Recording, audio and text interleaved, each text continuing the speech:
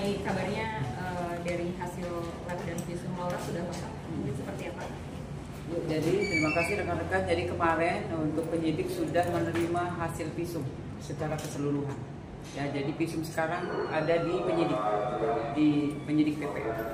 Berarti dari hasil visum ini sudah bisa dibilang melengkapi semua dari bukti-bukti dan ya, jadi bukti dari visum yaitu adalah keterangan ahli.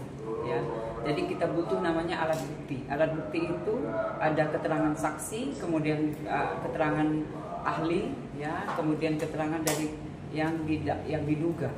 Tapi demikian tetap kita kemarin yang dilaporkan adalah mengenai asusila. Jadi kita butuh sekali dari keterangan ahli, ya, yaitu visum. Ya, dari visum itu apakah ada indikasi nanti Fajar dipanggil kembali?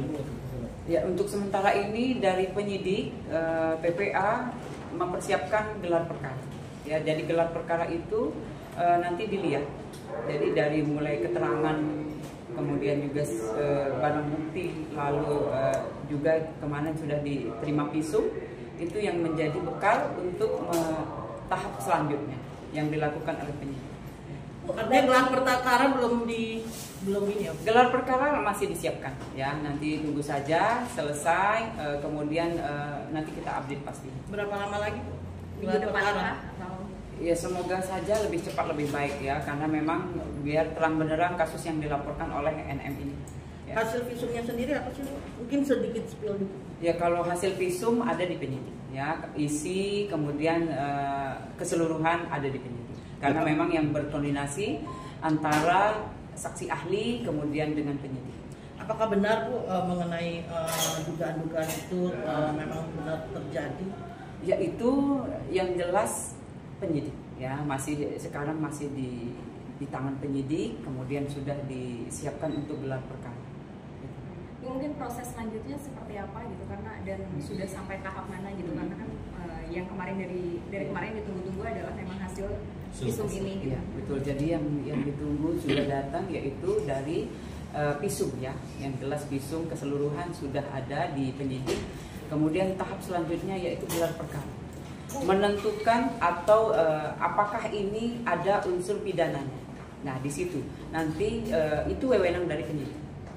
Proses pemeriksaan saksi lagi mungkin dari pihak terlapor kan belum mengajukan saksi ya, mungkin akan ada pemanggilan. Ya, jika memang ada, ya, pasti kita panggil. Memang kalau ada yang mau memberikan keterangan atau memang kita butuhkan dari penyidik, pasti kita minta keterangan. Sudah adakah mungkin? Untuk sementara ini belum. Kalau gelar perkara itu seperti apa sih? Gelar perkara itu mengumpulkan itu dari yang kemarin, ya. Jadi penyelidikan itu kita mengumpulkan barang bukti, kemudian memeriksa saksi-saksi. Nah, itu nanti dijadikan bahan untuk dalam gelar perkara. Itu masukkah unsur pidana di situ?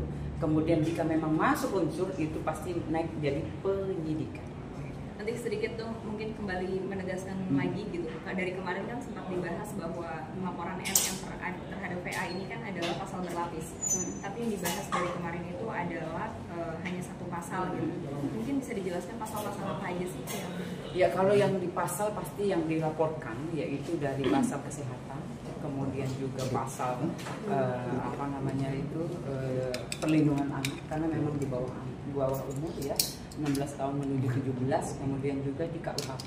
Benar ada 6 pasal atau? Kalau yang dilaporkan oleh NM masih 3 pasal, ya, nanti berkembang pun itu nanti yang jelas wewenang penyidik, karena memang dari pemeriksaan kemudian ada barang bukti itu yang memperjelas. 3 pasalnya apa aja Bu? Pasal berapa aja? Ya, itu dari kesehatan, kemudian juga pasalnya tadi yang sudah di perlindungan anak, kemudian juga KUHP, ya, itu. Oke. Akan ada pemanggilan kembali? Tunggu saja, karena memang ini dari masih tahap kita dari penyidik gelar perkara, ya, persiapan gelar perkara. Ya, nanti kita update. Gelar perkaranya dalam 2 hari kah, 3 hari kah, seminggu? Secepatnya, ya, secepatnya. Nanti kita setelah selesai kemudian hasilnya pasti kita update. Ya. Artinya masih lama ya Bu? Lebih cepat, lebih baik. Penetapan siapa-siapa pelakunya? Itu dilihat nanti dari gelar perkara. ya, masukkah ini unsur pidana atau memang semua pasti mengerucut ya, nanti pasti di update kembali. Bu, terkait dengan perkara soal visum itu kan boleh dimaafin. kan kita emang nggak bisa tahu tentang hasilnya, tapi udah ada mengarah berapa persen sih bahwa hasil visum ini bisa dijadikan bukti untuk naikin statusnya pada dari terlapor ke ini. Ya, jadi koordinasi ya, komunikasi antara ahli ya, keterangan ahli yaitu visum kemudian dengan penyidik itu yang nanti yang menjelaskan ya. Jadi wewenang penyidik apakah ini masuk unsur pidana ataupun tidak itu nanti di update ya, update. Nanti itu jika memang ada unsur pidana itu pasti naiknya penyidikan. Ya. Oke. Mungkin sedikit update lagi dong mengenai laporan Rasman dan keluarga Bajiden, mungkin sudah sampai sejauh mana? Iya, masih di penyidik ya, masih menjadwalkan untuk memanggil saksi-saksi, kemudian mengumpulkan barang bukti. Itu yang dilakukan oleh penyidik. Ibu, kalau dibilang ini terkesan agak lama, seperti apa sih Bu? Ya karena memang itu tahap-tahapan dari mekanisme yang ada ya, dari penyelidikan, mengumpulkan informasi ya, barang bukti, kemudian jika memang ada alat bukti jelas ya, itu pasti naik penyidikan. Jadi memang semuanya itu memang ada tahap-tahapannya. Tapi ada yang bilang bahwa kenapa sih kan udah jelas ini di bawah umur, kenapa nggak langsung aja, itu seperti apa? Iya. Ya, jadi memang sekali lagi ada tahap-tahapan. Ya, jadi dari penyelidikan, mengumpulkan barang bukti, memeriksa saksi-saksi dengan informasi, klarifikasi, mengundang ya, itu jelas ya, semua juga sudah dilakukan oleh penyidik.